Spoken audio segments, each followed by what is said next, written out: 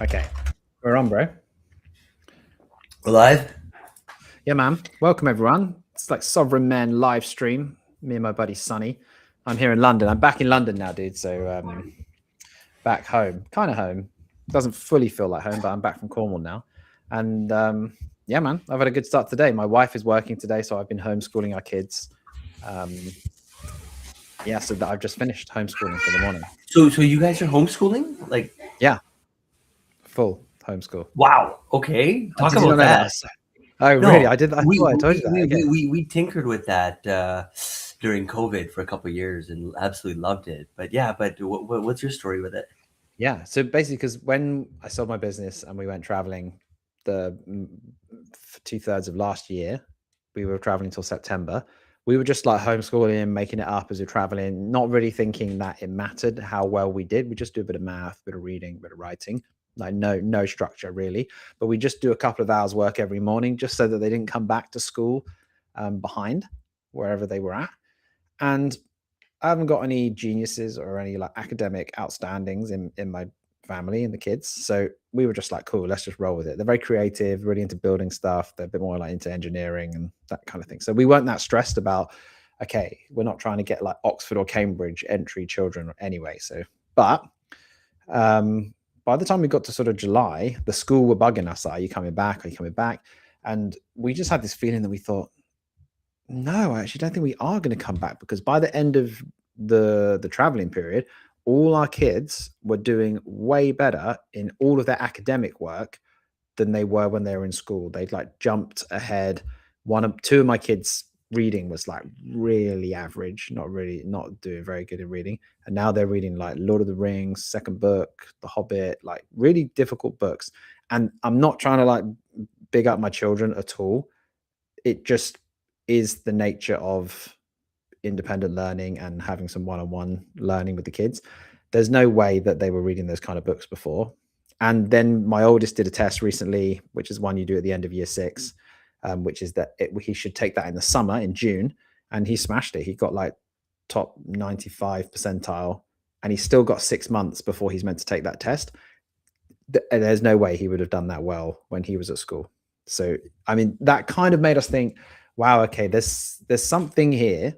And also, we are in London right now, but we're not sure if we're going to live here for very long, because we're going away again in March. We're going to South America in March. So we just decided, let's just carry on homeschooling for the rest of this year, which will be till September.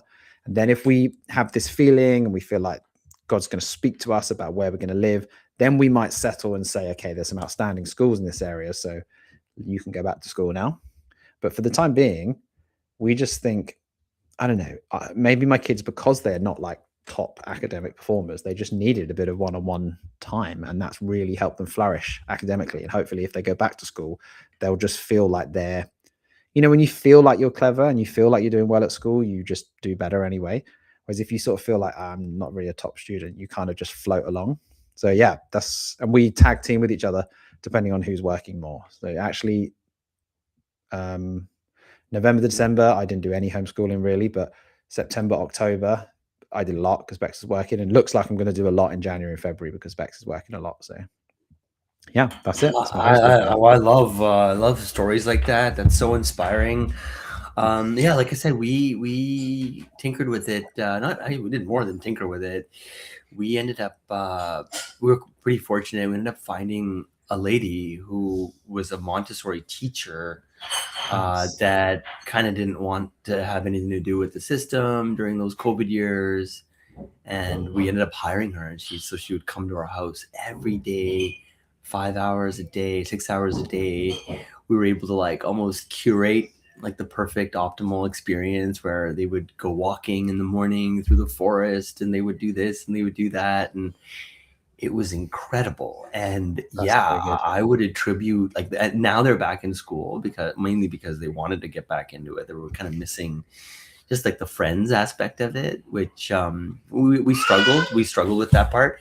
But now that they're back in school, both of them are doing quite well. And even to this day, even though they've been out of that homeschooling situation for years, they'll say things like, we learned this with Courtney back in the day. We learned this like So Yeah, I can't help it, and although I know this isn't like directly related to Bitcoin and all that, but there's got to be something in here from like a sovereignty perspective, like totally, education, kids.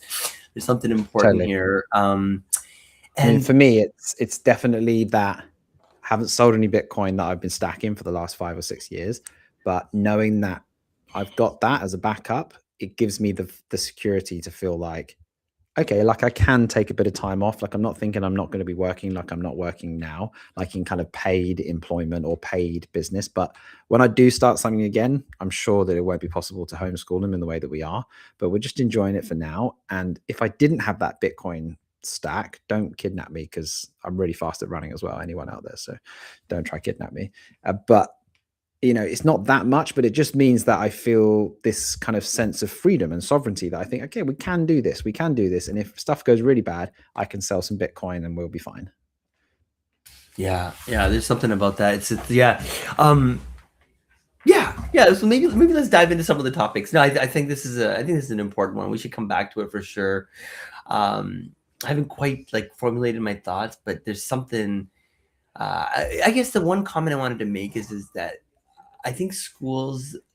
I think some children struggle in schools because I can't help but feel that they move at the pace of the slowest student in the class. Mhm. Does that make sense? Yeah. Whereas Yeah. when we're doing the homeschooling thing, they can just go as fast as they want. Like you want to go you want to do math for like the whole week, go for it. Like, Yeah. and then all of a sudden they're like done 3 months worth of math or something. Um, and just the fact that they could just move at their own pace, I feel like is such a big advantage as opposed to like, oh, Jimmy in the corner, he's stuck on whatever 3B and now the whole class has to stop and spend 20 minutes explaining Mhm. to him. And then the whole school structure feels like it was invented during like when factories came about or like the industrial complex or something, right, where they were Yeah. just like, okay, we need a ton of people that need to get like work in here, and Yeah. we'll stick 40 mini humans inside of a room and put them in front of one teacher and expect that teacher to somehow like keep these kids entertained for like the better part Yeah. of the whole day and teach them. It's like, how? Like, that's such a Yeah. hard, like almost impossible task Yeah. that it just feels like all the cards are stacked against teachers and like I mean yeah. So cool, man. Yeah. I didn't know that. That Oh, is really sorry. I cool. thought yeah, that's why we were down in Cornwall for the last, 3 weeks or 4 weeks, because we just went down there, rented a house, just homeschooled, but we just kind of lived in Cornwall for 4 weeks, whatever, How are the and kids like just liking it? Like, do they like the yeah. flexibility and just I not having think to like pack up their yeah, I bags mean we every go morning and yeah, I mean like it is that is the thing. It is a bit of a flex because then we do go and see our it's great. Like we go and stay with my parents for a week, then we might stay with Bex's parents for like 5, 6 days or a week, and then they get to see their grandparents loads. It's pretty cool. But I don't think our lives are gonna be like this forever. So we're just kind of embracing it. And they know that as well. They know that um they're probably going to want to go back to school. Our oldest is 11, so he's similar age to your oldest, right? So mm-hmm. he's starting to get a vibe for hanging with his bros and like playing major sport like all day long. So I can see this is not going to last forever, but we're just eking it out for as long as we can, and then the inevitable is that he's going to want to go to high school basically and just have a great time, and we'll just have enjoyed this golden. Homeschooling is one of those like Bitcoin like things, no? Like most people would just look at it like, what on earth are you doing? Like you're playing with your Yeah. children's future here. Like, wake up. Yeah. But yeah. When you try it and actually take the plunge, you realize, oh my goodness, there's so much goodness here. Cool, man. Yeah. Well, let's dive into some of the topics. Yeah, Like, man. what's top of mind for you? I had a couple of things I wanted to Cool. chat about. Should we talk about Bitcoin? We're getting into the Bitcoin Mm-hmm. stuff straight Mm-hmm. away. Like strategy, I got this silver bug friend who's obviously just been like, harassing me for the last 3 months, just like cussing me out for what a terrible investor I am, because silver's been killing it, even though silver's done nothing for 15 years and suddenly it's pumped up. But he's saying to me a few months ago, oh, look, strategy are going all cash. They're not going to buy any more Bitcoin. He was saying that like 5, 6 weeks ago. But since then, strategy have bought tons of Bitcoin. they're just going for it and they never stop, which is amazing. I can't believe they're still going for it. But I was interested in what your view is of strategy and treasury companies in general. Like, are they a good vibe? Is it necessary? Would you own any of the treasury companies, or is it just like whole Bitcoin? Forget it. Like, there's no way they're going to outperform Bitcoin long term. Good question. I mean, I don't think anything replaces buying and holding Bitcoin in self-custody with multi-sig like Casa or whatever, right? I think that's like definitely the holy grail. That's like number one. It was David Bailey. I don't know if you know, he's got a bit of egg on his face with all his stock price coming down, but I'm a big fan of David. Do you know who David Bailey is? No, I recognize his name. Just tell me who he is, and I'll David probably. Bailey is the main he bought Bitcoin magazine like I don't know 7 years Okay. ago. Bitcoin conference with the Oh, okay. 25,000 people. Yeah, I The know who something he that is now. he Yeah. owns. He's also arguably the guy who pilled Trump. Not arguably. Actually, I did a podcast with David. And you know, full disclosure, he had invested also in Matador, which I was the president of.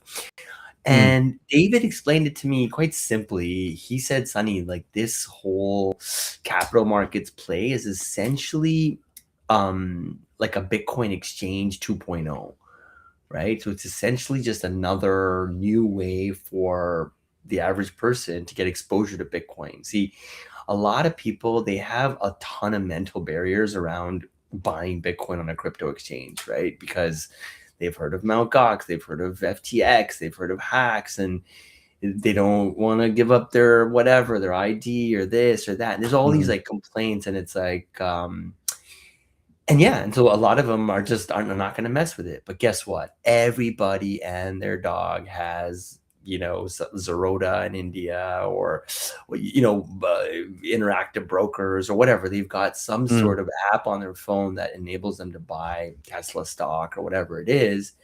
mm, And so one of the big ideas behind this, the kind of capital markets play and this whole treasury business, is that a lot of those people that want exposure, i.e., institutions, home offices, high net worth individuals, you know, the guy with a stockbroker app in his phone, all these people are essentially looking for, when they are looking for exposure to Bitcoin, they just smash buy on their app, and they're like, oh, okay, well, you know, MicroStrategy is kind of like Bitcoin, so I'll buy MicroStrategy instead of buying Bitcoin. mm. The second thing I would say is that it's also a levered play on Bitcoin. Super important to keep in mind, meaning MicroStrategy is quite different from BlackRock, right? A lot of people will kind of pile them into the same, you know, bucket, but BlackRock is like a one-to-one ETF type of play where they, so let's say you and me are their only customers, and you want to buy $100 worth of Bitcoin. I buy $100. What they'll do is they'll buy $200 worth of Bitcoin and essentially store it. But Mm, MicroStrategy is doing something very different, right? They are, so in the same time last year when Bitcoin, or the last 2 years when Bitcoin went up about, you know, 100% in price, MicroStrategy went up like 500%. Right. yeah. So, and the reason behind that is because, again, it's a levered play. So they're actually using things like debt. They will issue, you know, securities, and you know, they will do lots of financial engineering to get Mm, as much Bitcoin exposure as humanly possible without, you know, breaking the bank type of thing. mm, So it is so it's very risky. So I would never tell a family member or friend to be like, hey, ape into these MicroStrategy type stocks before getting any exposure to Bitcoin. You know, there is a ton of risk that it could, and it has, in fact, in the last 6 months gone down considerably, right? The entire market mm. has dropped a lot. And even last week when Michael Saylor bought $2 billion or whatever worth of Bitcoin, I think their stock price went down like 7% or something, or 3% that day. So Mm.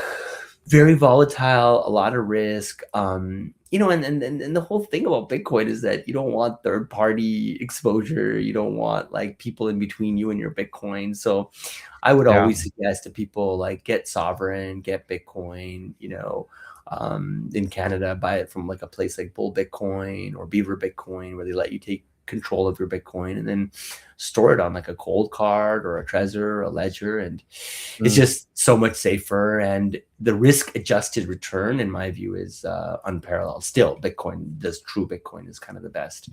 mm. So that's I don't know, my 2 cents on it. So Yeah. it's like a Okay. way for people to get exposure. It's a levered play on Bitcoin, super risky. Yeah, but what Michael Saylor is doing is phenomenal, right? I mean, Yeah. a lot of people equate kind of his move towards almost like another mining phenomenon, like where mining is like constantly going down every 4 years in terms of the supply. Well, he is systematically removing Bitcoins from from the equation, from the supply equation. So Yeah. I think that creates a very interesting dynamic. So Yeah. yeah. So I'm here Yeah. for So it. Popcorn's out. I yeah, I think that then takes us into this sort of mindset bit. But before we go into the mindset bit, it's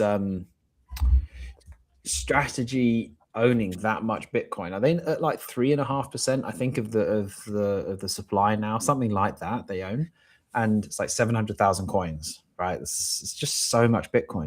It's amazing.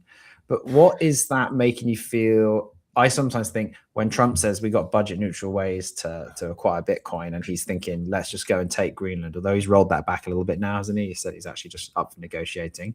What's how's that making you feel in Canada? And he cussed out Canada, saying Canada doesn't exist if it wasn't for America. Basically, saying we run. He said something a bit negative about Canada at the Davos summit yesterday. I don't know. In this world where it's like not possible to be sovereign now, and you just don't know what these huge nations are going to do, and I'm sort of looking really. Everyone's talking about America, what America are going to do, invade Greenland, take Bitcoin from Venezuela, bomb Iran. I'm actually thinking like there are other world powers as well. There's China who have just been saying for ages they want to take Taiwan. But what if here I'm tying in my question and going all over the place. But how does it make you feel that Trump could just wade in and take Greenland if he wanted to? It's so close to you guys. What about the impact of him wading in on other things and saying, do you know what, we're just going to nationalize MicroStrategy and we're going to take 3.5% of the supply? Like, is that even out of the realm of possibility? Wouldn't that be the best budget neutral way for him to acquire Bitcoin? I find Trump to be kind of like Bitcoin, where highly unpredictable. I'm not gonna lie. I don't know. I mean, it's hard for me to talk like openly and like truthfully about my feeling on Trump, just because there's a lot of hate for him in Canada. Yeah. But fuck it. I really like Trump. I believe in Bitcoin because I'm not a fan of what governments are doing to their people, and whether it be the Canadian government, whether it be the former US government. I felt like our sovereignty was under attack. And although Trump's not perfect, definitely not perfect, because COVID did go down on his watch, and I'm very critical of kind of his take on how he handled a lot of it. But I think, again, I might be wrong here. I'll admit it if I am, but I have a feeling that he's a good guy. Like, he's trying to do what's right. I think the fact that he's a business owner to me matters. A lot of people, well, he was bankrupt and this and that. It's like, but still, dude, he's a billionaire. Yeah. His whole like apprentice angle, and like, just, I don't know, he's just larger than life. Like, he's got this personality, and he's got these like one-liners, and he's, like I said, I think he's trying, like, even like the little things, like I heard yesterday, he's gonna prevent institutions from buying buying homes, like single family homes. So there's this whole thing in the US where these massive institutions are going and buying homes and nobody even lives in them, which seems super bizarre. But obviously that would increase the price of homes and make homes more unaffordable. So the fact that he's doing these things, to me, signify that he cares about, I won't say the people, I would say the American people, right? He's very focused on, making sure that America is great again. Yeah. In terms of the Venezuela thing, look, I'm not a fan of what was happening in Venezuela. Like I said, I started my podcast off the back of my first interview with Mauricio, the founder of Ledin. Yeah. They do $1 billion of Bitcoin-backed lending today, which is crazy to think. But yeah, just hearing his story firsthand and just knowing what I know about Venezuela, it didn't seem like it was a beautiful, amazing place. And so the fact that the United States swept in and did what they did, am I gonna hate on it? Probably Mm, not. Is it only because of the drugs that they're doing it? Maybe not. Is it to protect the petrodollar to some extent, and maybe to a big extent, right? Because he doesn't even hide it. He's like, what are you going to do with the oil? We're going to keep it. We're going to just keep it. Like, it's so straightforward. It's like, and that's refreshing to me as well. And it's like, don't lie about it. Like, okay, you want the oil, go for it. Yeah. And then, to Greenland, like I said, dude, it's like life has turned into a freaking reality TV show. I mean, you just don't know what to expect. The day he got into power, his first or second statement was, "I'm taking Canada," type of thing, or whatever, right? So, a bit off-putting, but once again, like, are the taxes lower in the US? Yes. Is the dollar stronger? Yes. Do you have like complete autonomy and freedom to move around the United States? Yes. Like, is the US the superpower of the world? Yes. Do they maintain soft power from, like, whether it be food, culture, Hollywood? Yes. Do they control the internet and bring all that goodness into our lives? Yes. Yes. And so I don't know. I would say I had a very, I would say, like, dark kind of view of the United States when I got into Bitcoin. Like, in fact, that was one of the big reasons I got into Bitcoin, is like I didn't feel like the whole world should just run on the US dollar. But like I said, I think things have changed in a way that I wouldn't have imagined. And, am I pro-government now? No. But would I rather have a guy like him in there than, let's say, a Biden or whatever? Absolutely. And then the last point on Canada, I don't know.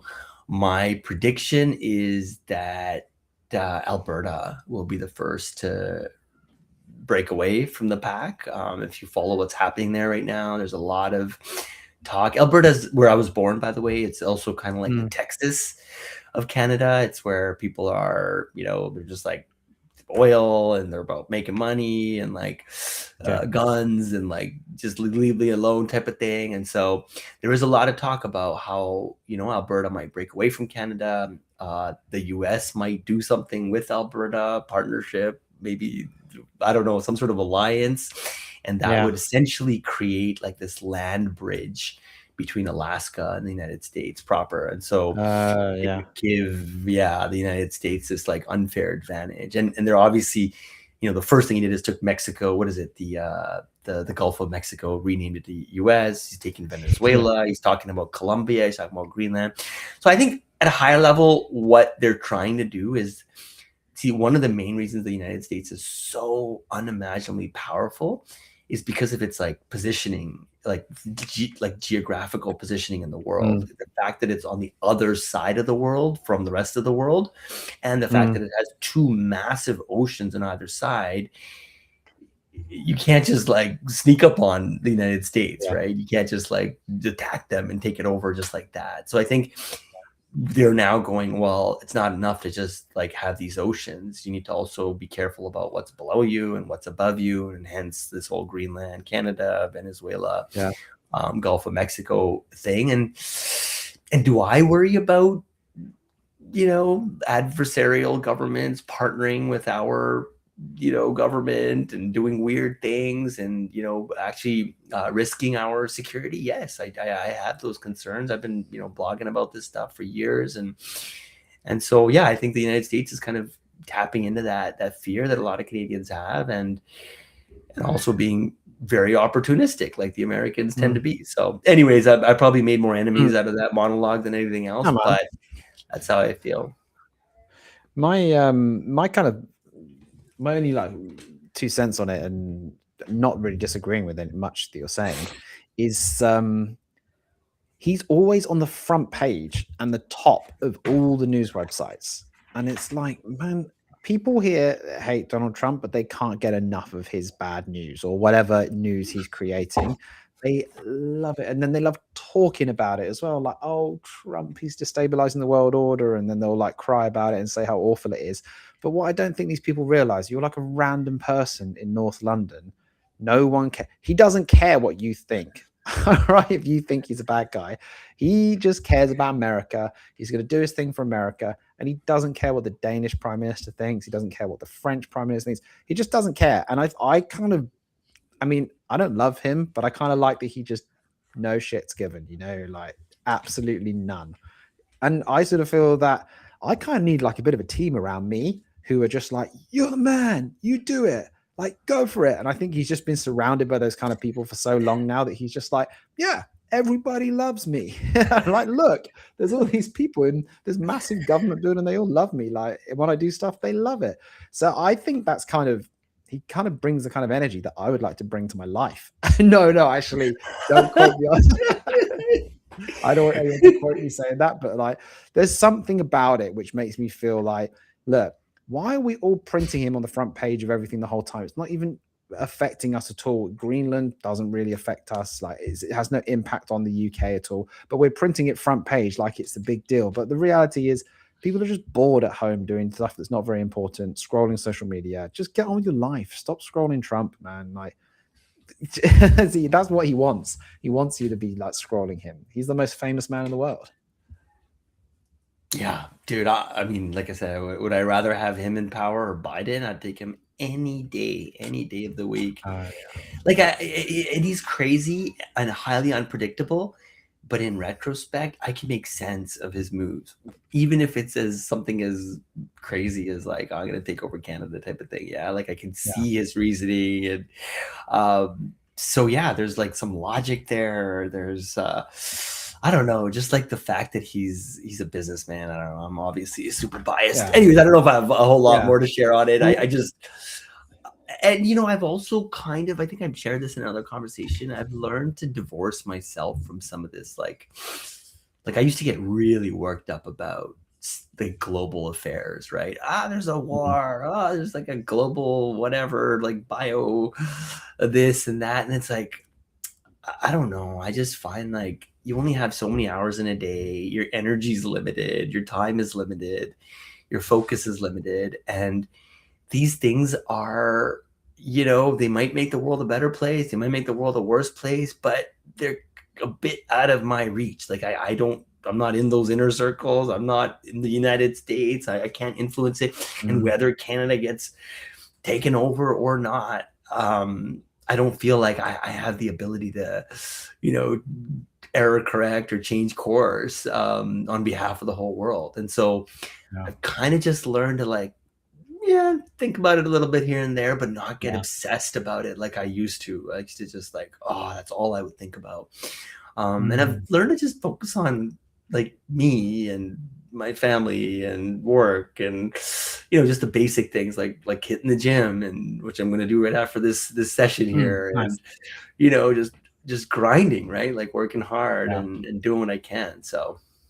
But I'm not super like sad about what's going on globally. I think it's a good thing. Life just continues, doesn't it? I think even when I saw, in Ukraine a few months ago, I saw like people on the beach in like Odessa. I mean, obviously it's a terrible place to live right now because of the way it's been bombed and there's like an actual conflict happening. But there are still people living in Odessa, and they're on the beach in the summer. It's super hot. There's like bombs going off. There's people fighting, but people are still like, it's hot. Let's just go to the beach. Like right there. Where's so Odessa?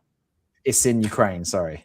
Oh, right. Okay, yeah. And I was just thinking, it's quite interesting talking to grandmas. My grandma, who was alive during the war, she was a child in the Second World War. Ask her questions about stuff, and she would just be like, "Yeah, I mean, it was a bit scary, but we just got on with life." And it's like, it ain't that bad right now, guys. We're not in like a global war. We're not being conscribed to sign up. It's just Trump doing negotiations all over the place. And he's probably going to try and buy Greenland, or he just wants American companies to have access to those minerals underneath the ice. And he's offering 50 to 100 grand or something, I heard, per person in Greenland. There's only like 50,000 people. Oh, really? Yeah. And then I think what happened is last week he told like 8 European countries that we're gonna make this happen, whether you like it or not, type of thing. And and here we are. I, And then the my Bitcoin price. prediction is Yeah, my prediction is that he will make it happen. That's just like a strong prediction. In bro. some form, he's going to have Greenland, and American companies will have access to the resources there. That's my bet. Not that I he'll mean, actually become a territory. I think it will just be I like mean, that's what he's aiming for. even his like involvement with Ukraine, he's all about like, we're gonna bring this to an end, but we're gonna take all your minerals, essentially. Yes, He's yes, just like, yeah. The it's just negotiation too is much. behind the scenes. I reckon is him negotiating with Putin, saying, "Look, we're going to take the minerals. Just back off. Like, don't try anything." That's the negotiation, really. I'm sure. And very interestingly, I can swerve this topic into something else because I've got my Yeah, Bitcoin and Faith and Bitcoin meetup tonight that I run, and nice. tonight I'm talking about. I give like a little talk, and then we're going to have a sort of discussion, and it's just like a normal Bitcoin meetup with a bit of a guided discussion. Tonight I'm going to talk about the love of money is a root of all evil. It's like a Bible verse in. I should know where it is because I got it written down, but I can't remember. But it's a New Testament Bible verse.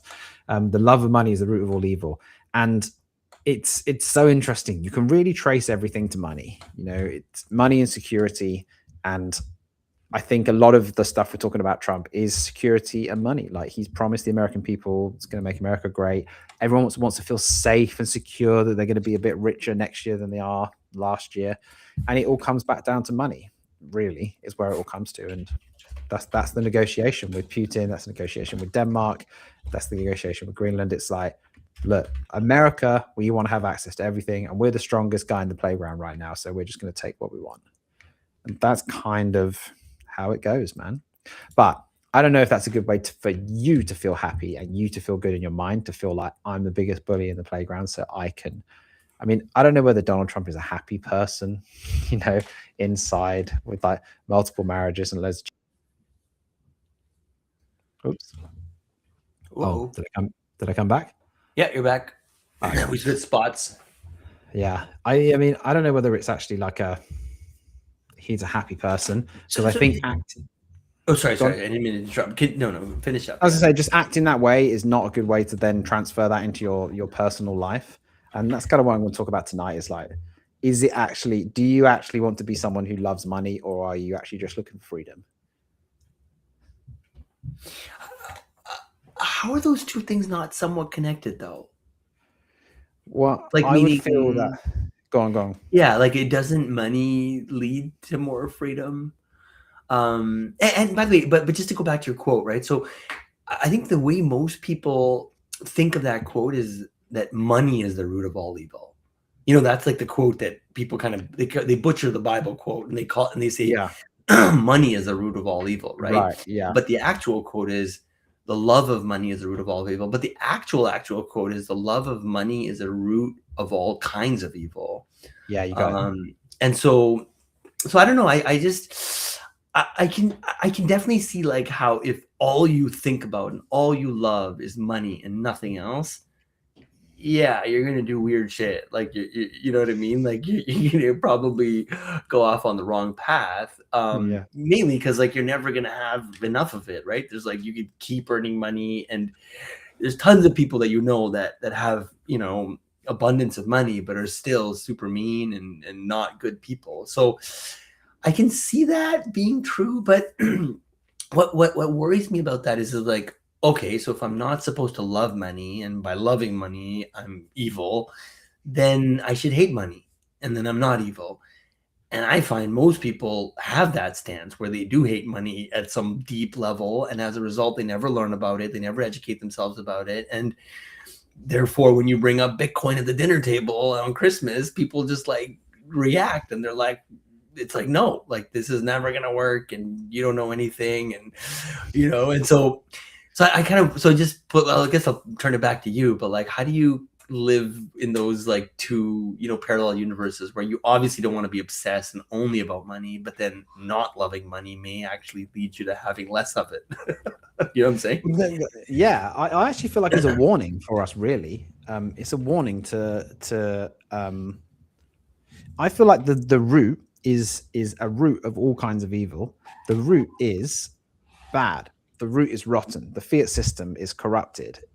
it favors the wealthy and it disadvantages the poor and the middle class. Like I actually think the fiat system is one of the roots of all evil, and I think that the way it's been enacted on society is an evil love of money, and it has caused all kinds of evil.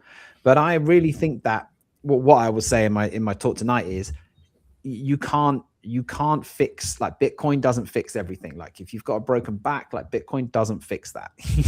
It can't fix all problems, but it can go some of the way. And I actually feel like if you combine that with a faith in God or a belief in a higher power, I actually feel like the combination of the two can alleviate each other, and it like works together in this lovely synergy where your drive in life is to know God more and understand him more and let him speak to you, and sort of honor God and all the things that he brings to your life, the good things. Because actually in the verse before that, the writer of that Bible verse, Saint Paul, whatever you want to call him, he says the if you have food and clothing on your back, like, be content and be happy. He's kind of saying that, I'm butchering the Bible verse again, but then he says, because the love of money is the roots of all kinds of evil.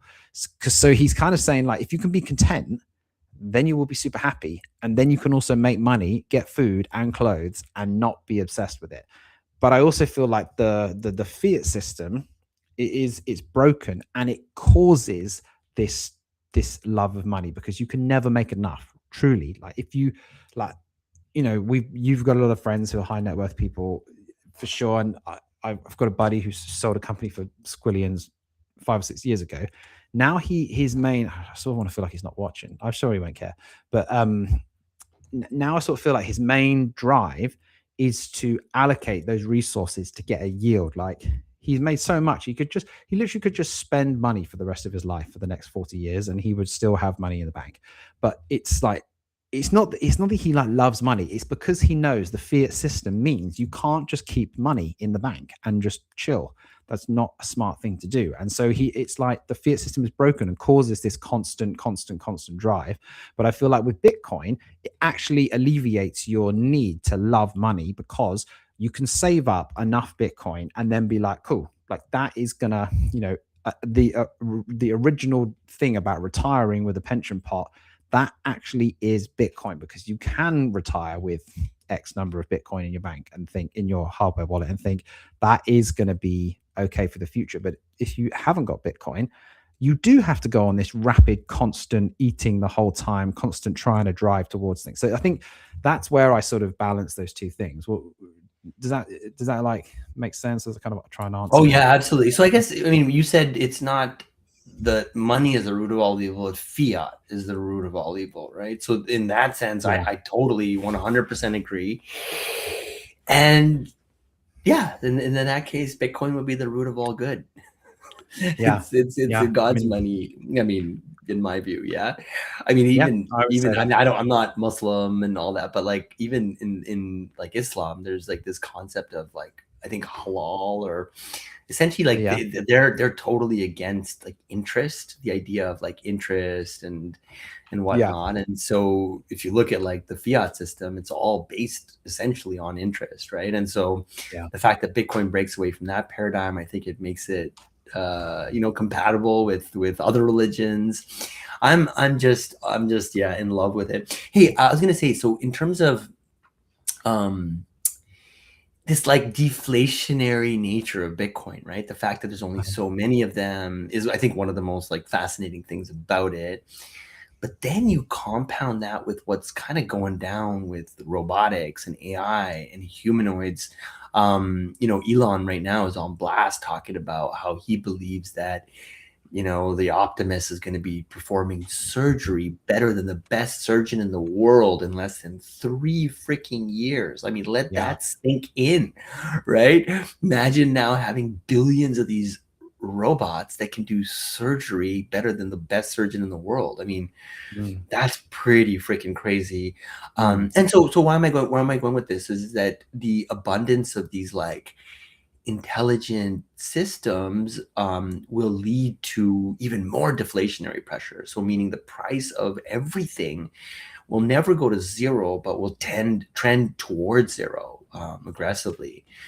And so what that may do, so I just wanted to mention one thing. So one of the, I don't know if you heard, but there was a company called Grok, not Grok, but Groq, that was sold for I think $20 billion to NVIDIA last week. No, And the I didn't see that. CEO, yeah, Chamath, I don't know if you know Chamath Palihapitiya was one of the main Oh, investors. oh wow. And he made a lot of money from it, what I heard. And the CEO of that company said something that was, again, it kind of went against the grain. And I love when people like kind of take the other stance on things. And his stance was that AI and robotics will not lead to the evaporation of all jobs. Instead, he believes that it'll create a situation where we'll have too many jobs and not enough people to fill them. And the reasoning and the kind of the sequence of like the order of operations is, he says, number one, these technologies will lead to a drastic reduction in the price of all goods and services, number one. But now imagine you have like, I'm just making up a number. Let's say you have 10 grand in the bank. 10 grand is not going to help you get past like even 3 months. But if the cost of food goes down 100x, now all of a sudden that 10 grand is making you look pretty good, right? Like maybe it'll Yeah. last you a year. And then if it keeps going that way, and the cost of housing now, a house doesn't cost $1 million, it costs like $20,000 or something. And if all these things start to happen, then I could see a world where, even having a little bit of money in your bank account makes you feel like a millionaire, because Yeah. everything is almost like near free. So what that's going to do is that's going to lead to many people just leaving the job workforce. They're going to be like, I already have 150 grand in the bank. That's the equivalent of, let's say in today's dollars, like $10 million. Like, I ain't working. I'm good. Like I'm good. And so that's going to be like the opposite of what everyone's saying is going to happen now, which is that people are going to leave their jobs and there's going to be tons of extra work available. But We'll see. what's the work though? What's the work that's available? Because I'm like down with that whole vibe, and like right now I'm looking at property, and I mean I've just been in Cornwall, so I'm looking at like random fields with like broken stone barns, and I'm looking at those thinking, man, I would love to just spend the next 2 or 3 years like renovating a barn. That would be amazing for me. I would really enjoy that. I would love to do that, but I can't quite not work for the next 3 years and also spend hundreds of thousands on renovating a barn. Like that would rinse me out completely. Like I would be broke. Yeah. So, but in that scenario you're describing, is that where people get meaning from? They just go and do the things that they really want to do, or are there actually other jobs that take place that cause you to? Because I feel like there's so much meaning ascribed to doing work, and if you don't have that work, like your identity and my identity is tied up in this podcast. Like we are the sovereign mindset men guys, Bitcoin bros. Like that's sort of part of like a tiny bit of our identity, maybe like 1% now, and the more it goes on, the more we become. But if we don't do something, then it's not like you're going to go to the gym after this. That's a tiny bit of your identity. But I feel like a lot of our identity is tied up in our work and the value that we give to the world. And if there's no reason to work because we don't need money, then I don't know, doesn't that lead to you feeling quite sad or not really having any identity at all? I don't know. Like, I wonder what this guy says the jobs will be that we do. Are they paid jobs, or is it more like we do these jobs because we just like doing them? I mean, I think there'll always be the opportunity to, seek out even more money and more abundance. And I think money will always be this like corollary towards perhaps like power. And, I think there will be people, I believe, always working. But I mean, if by definition we give rise to super intelligence, then yeah, I guess you could argue, what can I foreseeably do better than a machine or a robot, right? Like if it's smarter than me in every way. I can't help but feel that humans will still play a role in directing this. Like if these machines are just kind of doing their own thing and like they're like fully autonomous and they don't have any guidance or any goals set by humans, I think that might be a like kind of a dystopian future, right? Like Yeah. who knows where they'll end up deciding the future of humanity goes. So I feel like leaving humans at the center of like this decision making matrix is going to be pretty key. I don't know if I'm like fully answering your question, but I do see a Yeah. trend towards like massive like almost like a decentralized like renaissance of entrepreneurship where everybody becomes an entrepreneur to some extent. Because that's where my mind's going, right? Because now one person, like yesterday, I did an interview with a gentleman. He's building this company called University Tech, and they're like taking IP from universities and commercializing it or helping companies commercialize it. And he was like, Sonny, to build something like this would have been like a 50-person team. I would have had to raise hundreds of millions of dollars. He's like, now it's just like me and two of my co-founders, and we're like actually building this thing, right? So I can see that happening where, and you know, and he had this look in his eye where he was just like, this is something that he'd been wanting to build for 20 years. And a part of him probably felt like he would never build this, right? Because like, how is he going to raise enough money to hire 50 people? So I feel like more and more people are going to start to realize that, hey, that vision, that dream, that goal I had when I was a kid or 20 years ago or whenever, I don't need to wait anymore. I don't need to go raise $5 million to make it happen. I can just whip up Replit and, you know, wish it, like speak it into existence. And so I see this massive trend towards people just saying, hey, and it might not just be one business. You might have 10 businesses, maybe you have 100 businesses, right? Of which maybe 3 are super successful, 7 are like mediocre, and the rest are bunk. But I can really get excited about a future like that. And there will be, I think, 90% of the people maybe won't engage in like money gathering, you know, initiatives. Maybe they will go and build that barn that they've always wanted to, or, you know, help their neighbors build their barn. Why? Because they love their neighbor and they just want to help him or whatever it might be, right? So yeah, and even building that barn is probably done by humanoids. You're probably just gonna like tell 10 of them to be like, "Let's go." This stuff, yeah. I mean, Yeah. actually, that's like, I might enter the trades business again when, you know, like the some kind of construction business again. If I can be one of the first guys to hire a team of humanoids to work with me, I How would sick be would like, that be? That'd be crazy, yeah, right? you just be that kind of foreman of the humanoids, right? Yeah, and I'm definitely going to do that. And I spent like 8 years in robotics before I got into Bitcoin.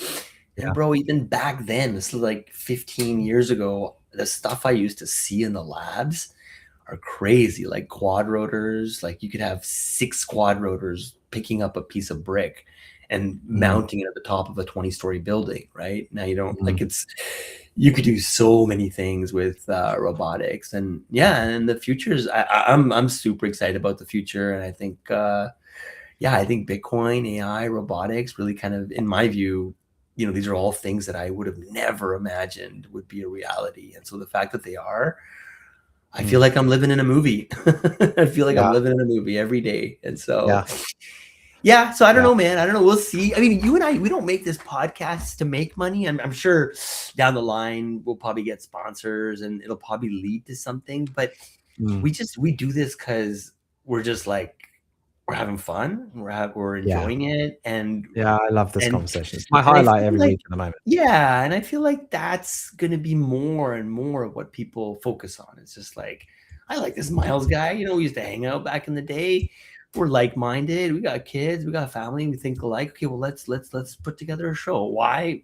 Like again, we're not making millions of dollars. I mean, who knows if people even, by the way, people do watch this. I keep saying who knows, but I get people telling me like, hey, that's actually pretty good. It's very interesting. The number of people who get in touch. my wife's told me a couple of times now. She's like, you guys should create shorts out of your talks. Like there's some fire, you know, content there. I was like, okay. So you watch. Yeah. Good to know. Interestingly, just through the week, like people don't say that they've been watching because I actually can see who's watched, you know, on Instagram. But it's interesting that out of those people who get in touch and say, hey, I was just listening to you, man, that was really cool. I haven't spoken to you for ages. Like, didn't know you're into that stuff. So interesting. You stream this to Insta? You stream this to Insta? Yeah. Oh, cool. Cool. Yeah, that's that's the place where I can see people the most. But it's interesting the number of people who get in touch and say, hey, I love that. Like, by the way, like, what are you doing in the gym at the moment? And then I'm like this. And they're like, oh, like, is this a good time to buy Bitcoin right now? And then I'll have a conversation with quite a few people over the week who have seen it. Yeah. Yeah, I really enjoy making content. I enjoy making this live stream with you, and I don't know. I feel like an imperative. I feel like it's almost like a duty, like that we need to be making content. And I almost kind of feel like if you're not making content, you don't exist to Yeah, some you're not a real extent. Like person. Yeah, you can kind of just disappear into the darkness, yeah. and yeah. Whereas if you're making content, especially every day, first thing in the morning or whatever, it's like Mm, even if people don't click on that video to watch, like they're kind of seeing, oh, okay, well, Sonny's on it again. Okay, great. yeah, yeah. Miles is making moves. So I love it, man. Yeah, I'm really enjoying Right. it. And Yeah, wrap yeah, it you want up. to help us land the plane? Yeah, like, well, no, why don't you wrap it up? Tell me what you're going to do in the gym now, and then I'll tell you what I did this morning, and then we'll end it. What are you going to do when you go now? I have 10 exercises that I do. I learned it from, Athlean X. He's super popular on Oh yeah, YouTube. he's cool. Yeah, yeah. Yeah, so I, just recently picked his stuff back up, and he's got this like YouTube video. I can put it in the show notes or whatever, but it's Mm. 10 exercise. It's like if I had to do 10 exercises for the rest of my life every day, which 10 would I do? I think that's the name of the video. Oh yeah. And I just saw the 10 and I was like, yeah, like it's perfect. And so it starts with squats, lunges, and then bench press, back, pull-ups, face pulls, which I need to like. Get that. Yeah, my Yeah. posture is like terrible. Face pulls. There's this other one with like I don't even know what it's called, but Cool. Okay. Yeah, got it. biceps. Yeah, to like triceps. It's like a whole body kind of thing, and it takes about Uh-huh. 20 minutes, 30 minutes, and then I kind of followed up with the pool and cold plunge, hot sauna, steam room. Yeah, man, I go to this place called Lifetime by my place. It's just, yeah, I love it. It's I've got a Nice. little crew there and all the guys and Oh, stuff, nice. and it's good. It's good. I like it a lot. What about you? What are you up to after this? I've got a couple of calls after this, and then I've got my Bitcoin faith meetup. I actually need to work on my talk, so I've just got That's a two physical calls. meetup.